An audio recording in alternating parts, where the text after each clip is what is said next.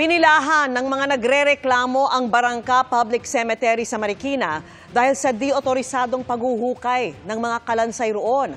Ang ilan sa kanila, lapida na lang ang dinatnan ngayong undas. At nakatutok doon live si June Veneracion. June. Vicky, sa initial accounting ng City Hall ng Marikina ay umabot na sa 65 ang bilang ng mga labi na iligal na hinukay at itinambak na lang sa isang bahagi nitong Barangka Public Cemetery. Inaasahan na tataas pa ang bilang na yan ngayong araw ng undas. Vicky, ay pila-pila ang mga nagrereklamong kamag-anak ng mga yumao na inalis sa kanilang pinaglibingan. Aalayan sana ng bulaklak at kandila ni Aling Carmen, ang asawang nakahimlay sa Barangka Public Cemetery sa Marikina. Pero ibang tao na ang nakalibing sa nicho nang dumalaw siya ngayong araw ng undas. Ang lapida ng kanyang asawa, naiwan lang sa lapag. Alam mo naman, lagi kitang dinadalaw dito. Dinadalang kita ng bulaklak kasi sabi mo tuwing dinadalaw kita, dadala ng bulaklak. Dalawa na nga lang kami ng anak mo dito. Ay, ganito magmabuta namin, wala ka na. Masakit sa abong nila. Ganon din ang dinatnan ni Beng nang dalawin ang mga magulang. Naitay, sana makita ko pa yung mga boto nyo para mailipat sa ibang nicho. Para may madalaw pa rin kami. Kanina, pila-pila ang mga nagrereklamo sa opisina ng Barangka Public Cemetery dahil ni boto ng kanilang mga mahal sa buhay ay hindi na nila mahanap. Kaanak sila ng mga yumaong tinanggal sa mga nicho dahil sa pagsunod daw sa ordinansa ng lungsod na nagsasabing hanggang 5 taon lang pwedeng manatili ang mga inililibing doon. Pero sabi ng City Hall, merong moratorium o pinapatigil na ang pagpapatupad dito. Illegal din daw ang exhumation dahil walang permit mula sa City Hall.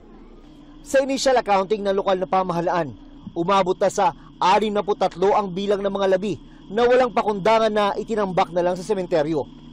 Sinampahan na ng mga reklamong administratibo at paglabag sa Presidential Decree 856 o ang Code on Sanitation of the Philippines ang tagapamahala sa sementeryo at 5 iba pa dahil sa illegal umanong paghukay sa mga labi. Sinusubukan pa naming makuha ang kanilang panig.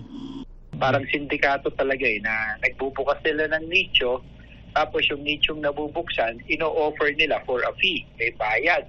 Pero yung bayad na yon, sila lang ang nakagkakaintindihan. Nagkaroon pa ng kumprontasyon nang makita ng isang dalaw. Ang grupong anyay, nabayaran niya para ilipat sa ibang nicho ang mga kamag-anak, pero tinanggal din.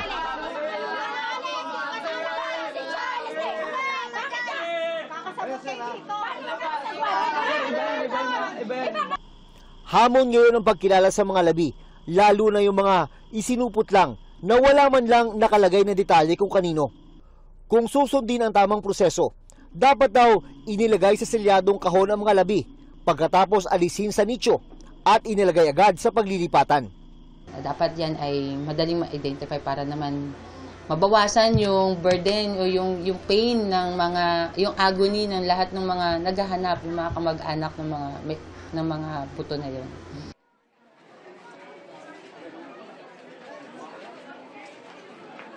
Vicky, bukas ay magpapamisa ang City Government ng Marikina dito sa sementeryo para nga dun sa mga labi na iligal na hinukay. Kapag papayag naman yung kanilang pamilya, ay nag-aalok ang City Government ng libreng cremation para sa mga yumao. Vicky. June, may impormasyon na ba tayo kung ilang pamilya pa yung naghahanap ng labi ng kanilang mga kaanak?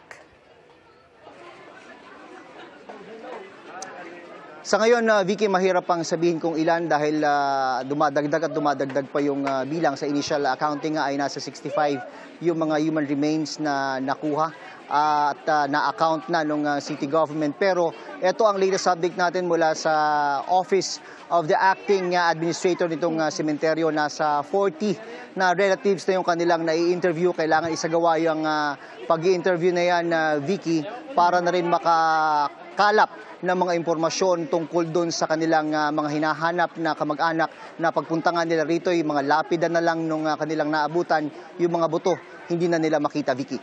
So June, ano yung gagawin ng Marikina LGU para nga masigurong tama yung pagkakakilanlan sa mga kalansay?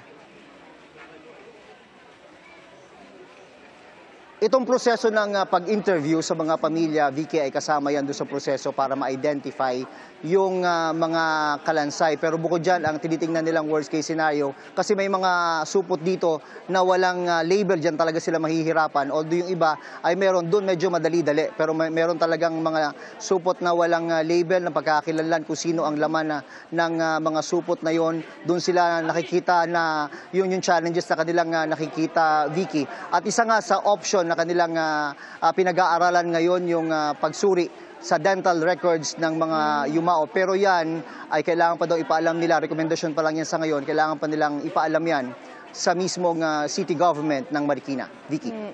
Sige, maraming salamat sa iyo, June Veneracion.